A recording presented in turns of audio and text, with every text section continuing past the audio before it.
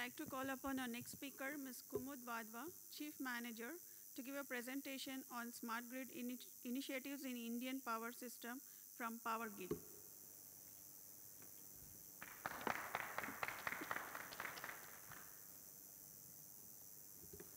Good afternoon. First of all, I would like to thank organizers for giving me this opportunity to present a few thoughts on smart grid initiatives in India before again, such a group of dignitaries. The topic that I'm going to cover in next few slides is about smart grid initiatives that are going to address key challenges of supplying reliable quality supply power to all. And I think everybody is touched by this subject because power supply is a major concern. Reliable power supply is a major concern that is affecting our day-to-day life and businesses at a common level. I'm representing Mr. Soda, our Executive Director, who is managing India Smart Grid Task Force Secretariat, headed by Mr. Sam Petruda.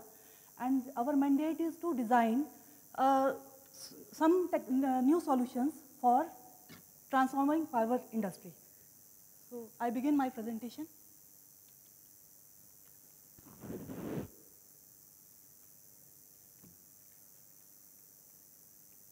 The contents of my presentation will be some slides on Indian power sector, challenges in Indian power sector, definition of smart grid, its vision, then smart grid in power sector, then what can be the grid maturity model or process maturity model of Indian utilities, then what are the initiatives taken by Government of India to make this Indian grid smart, challenges of smart grid, and road ahead.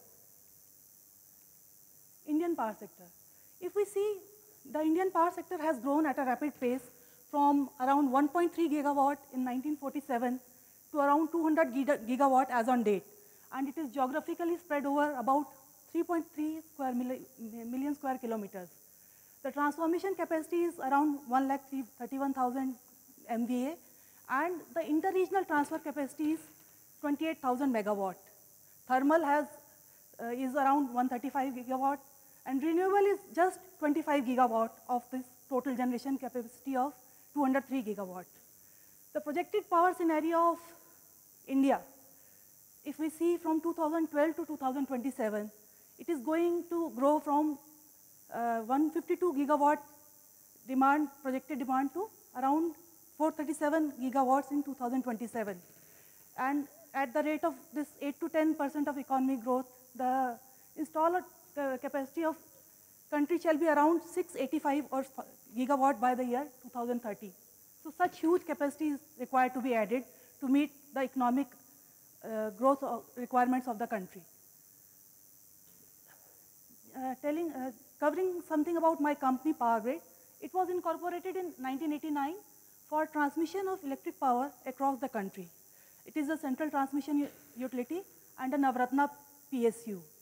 It is responsible for transferring around 50% of generated power across country with transmission system that comprises of around 1 lakh circuit kilometers of transmission line, 154 extra high voltage AC and DC substations, transformation capacity of 1,31,000 MVA, 28,000 is the interregional transfer capacity, and we also have optical fiber network for telecommunication, which we are leasing to various users. Sorry.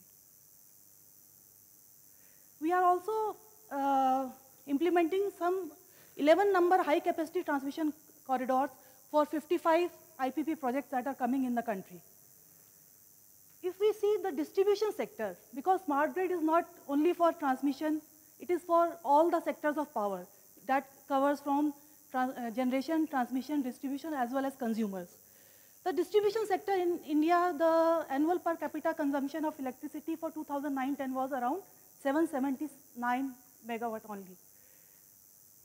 The village electrification has reached around 90% of villages, but still 300 million people in India do not have access to electricity, of which around 6% of the urban population also has no access to electricity.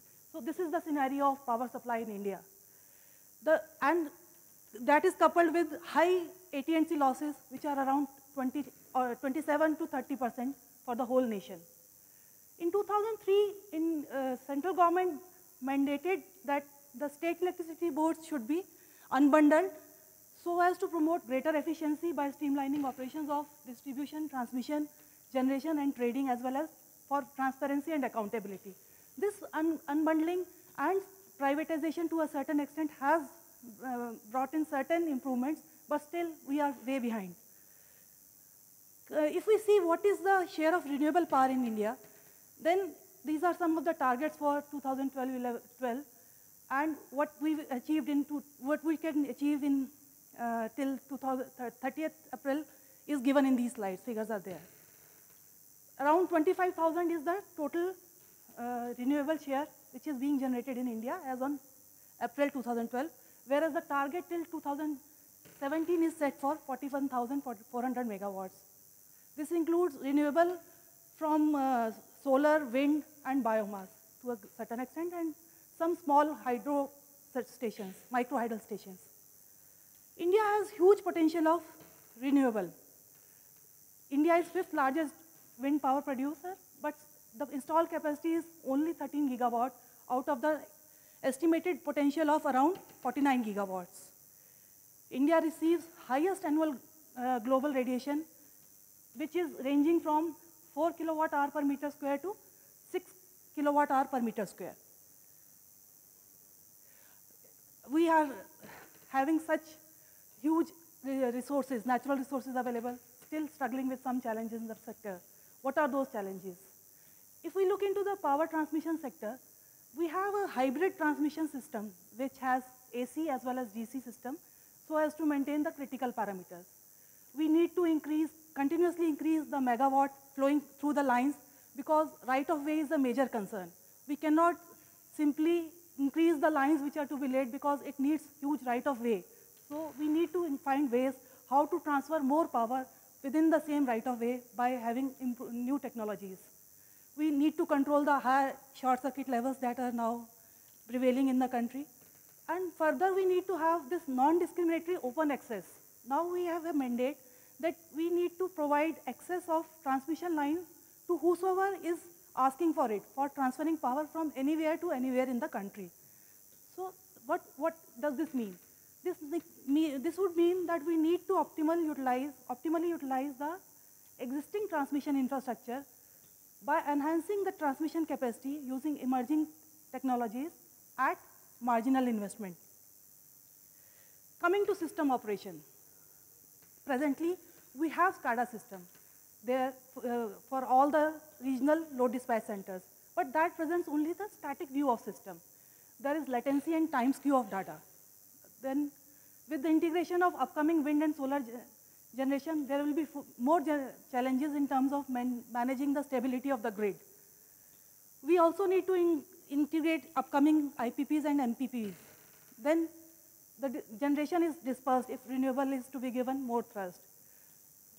With all this, we now need to have more intelligent electronic devices in the system, which we are experimenting in the form of phasor measurement units or PMUs, and with the help of this wide area monitoring system, which will enhance the system operation capabilities and visualization of a unified national grid.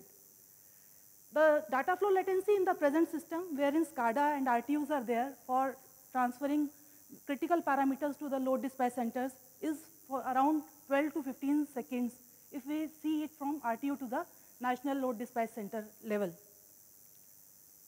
In distribution sector, as I have already mentioned, around 27% to 30% is the national loss on account of AT&C losses, and approximately rupees 40,000 crore per annum is the revenue loss on account of this. In distribution sector, we all know there is low priority to maintenance, then inadequate reactive power compensation is there, and we are struggling with voltage which ranges from maybe 100 kilovolts to 20 volts in our houses. There is no solution for that. We are trying to find out what can help us for managing the quality there. Then we are having political mandates to give free power to certain categories of consumers. Agricultural consumers in many of the states are given free power. Free power if it is to be given, but it should not mean that it should be unmetered power. So there can be alternate ways of providing support to agriculture that can be still be metered and still be free. So we are suggesting those things of, so those kind of solutions also. The tariff is not cost-reflective tariff. There is huge cross-subsidization in the industry. Industrial consumers are to subsidize the domestic and the agriculture sector. There is poor demand-side management, gap in billing and collection, which is in the range of around 71% to 94%. Customers are highly dissatisfied. There in Delhi, a few days back, there was a dharna also staged because there was no shortage of power, and the power demand has risen in Delhi to around 5,400 megawatts, which is the highest ever recorded. The quality of supply is not a concern. There is an untapped potential of quality of supply. And we are segmenting this market based on the class of customers, that is domestic, agricultural, rural, etc., and not based on what quality of supply or how much consumption or how much tariff they are paying.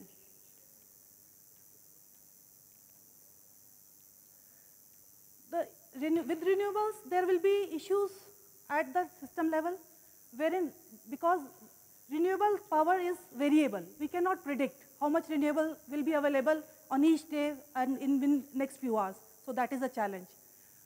There is a high cost of integration. Then at generators interface to grid, there can be overloading due to reverse energy flow. Power quality will be a concern once renewables are integrated, because there may be harmonics, flickers, or DC injection in the grid. We cannot predict, we cannot schedule how much renewable will be available. So how we plan, what will be the scheduling and how to supply. Then we need to have rules and standards for integration of renewable into smart grid. What is smart grid? What is smart? Can there be a uniform single definition of smart? I think we can only describe what are the characteristics of smart. Smart is something which is good looking. Smart is somebody who is able to predict what are the expectations of the customers and govern its behavior accordingly. So what we are trying to bring in is, we are trying to bring in that kind of agileness into the grid by predicting what can be the behavior of consumers and by controlling certain load patterns in the flow. It refers to the, if we say how we define smart grid generally is, smart and intelligent power network of the next generation. The core objective of smart grid is to optimize the energy efficiency by sharing information both ways between the power supply and the consumer in real time by grafting ICT technology onto the power network. A smart grid will encompass all aspects of power chain. It starts from generation, transmission, distribution, and trading and procurement. That means customers as well. So that there will be an information layer that will be further bundling or linking all these sectors which are separate now. Why we need a smart grid? So that we can create a balance of demand and supply with minimum cost and in a sustainable manner. How we can do it? We can do it by controlling each and every megawatt flowing into the grid. And with that, now we will be moving from a regime of supply side management to load side management as well.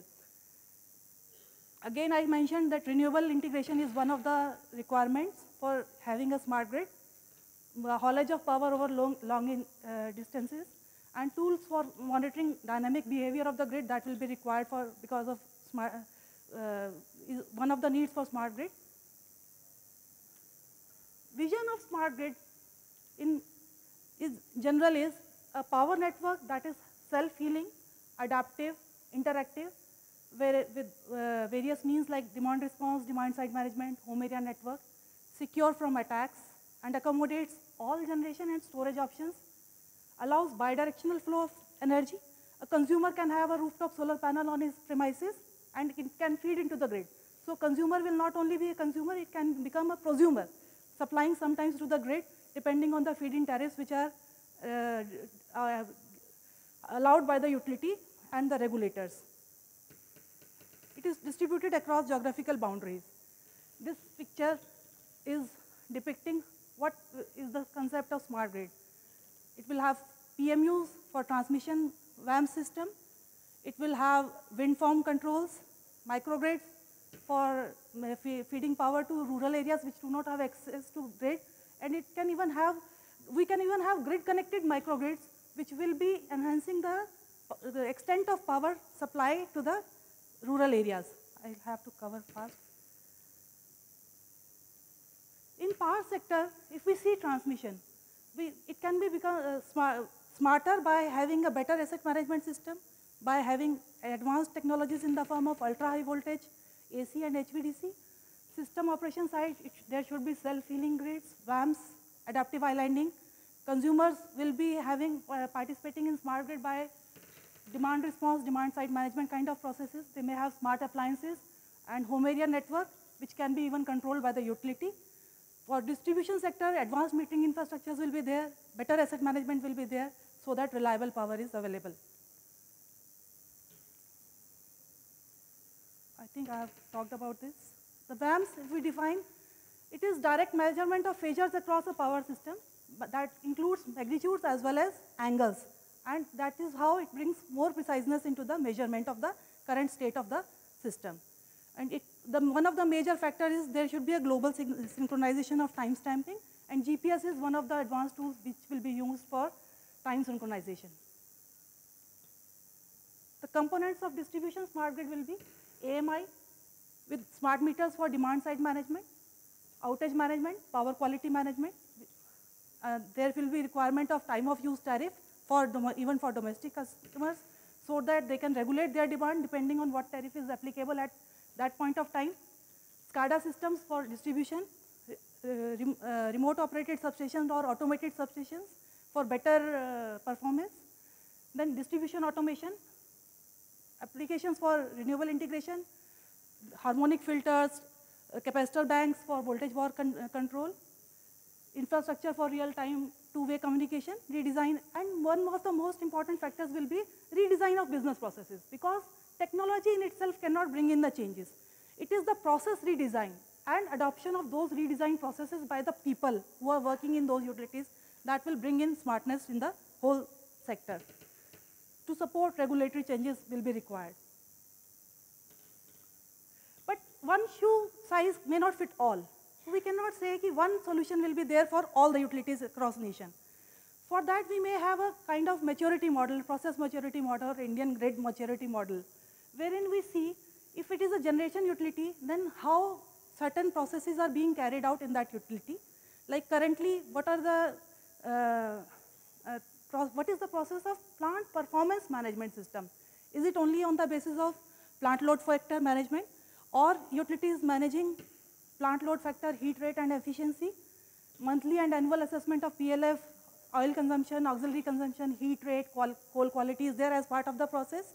Cost to serve is managed. Cost to serve is optimized. So these can be 5 different levels of same process which are being carried out by different utilities across the nation. So any utility can then select what is their current level and where they want to reach. Depending on that, they can select what technologies they need to adopt to reach at that level. Because one may not be able to reach right from level 1 to level 5. There may be requirements of intermediate steps for various utilities. Then in transmission for asset management, similarly we had tried to find out what can be the various versions of processes which are there for asset management.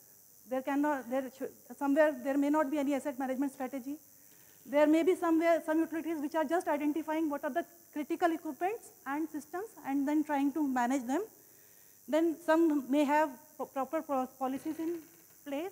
Some may have an updated computerized databases, and some may have asset management system which is integrated with other system applications like operational SCADA and all.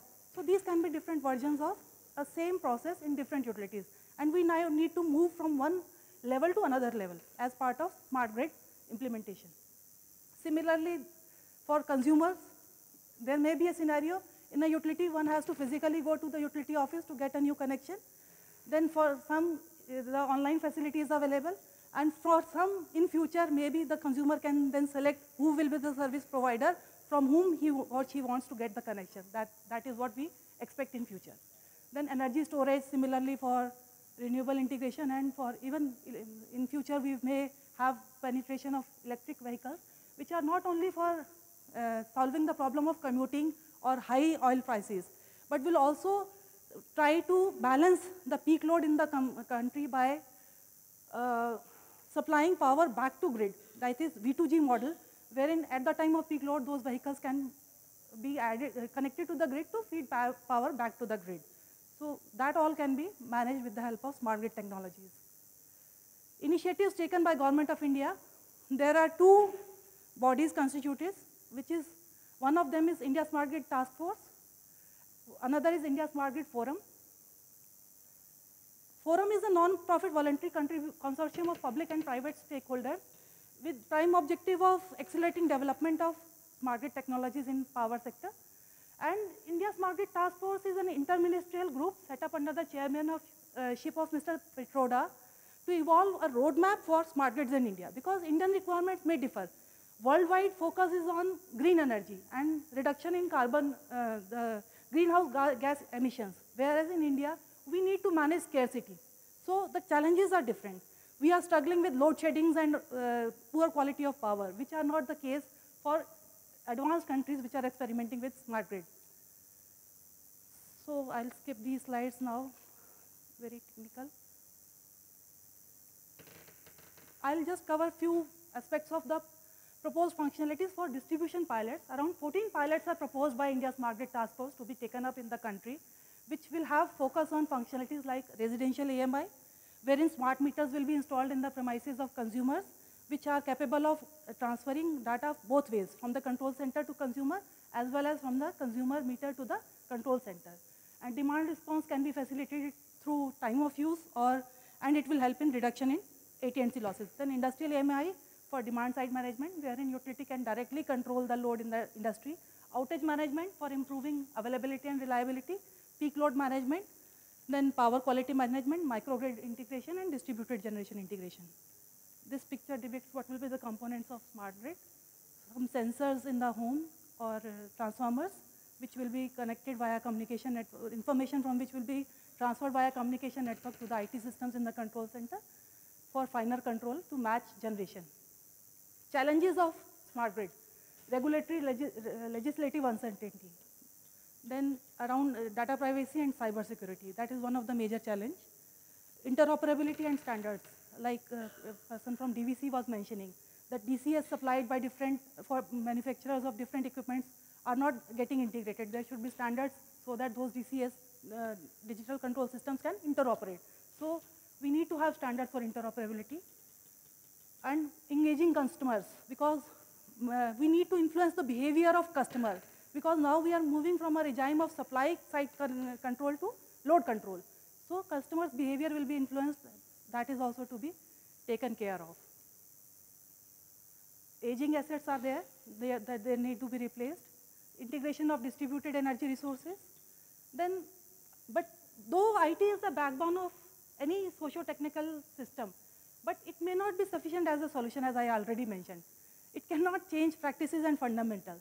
The success will depend on changing the practices by bringing in those technology factors. So that is most important challenge that we need to address. People, especially trained and equipped personnel will be the critical players. Road ahead. Though transmission and generation sector in India are having some IT implementations, but distribution sector is lagging way behind. Power grid will be making India transmission sector smarter by introducing VAMs kind of technologies, and will also play a pivotal role in development of smart grid in distribution sector, because we are managing the Secretariat of India Smart Grid Task Force, and we are giving constant inputs to the ministry on how the design of smart grid should be there, what can be the draft functionalities which can be there as part of smart grid. Then we have to have regulations and policy frameworks for synergizing the efforts of all stakeholders in the power sector. Capacity building will be one of the major challenges. Thank you. That's it.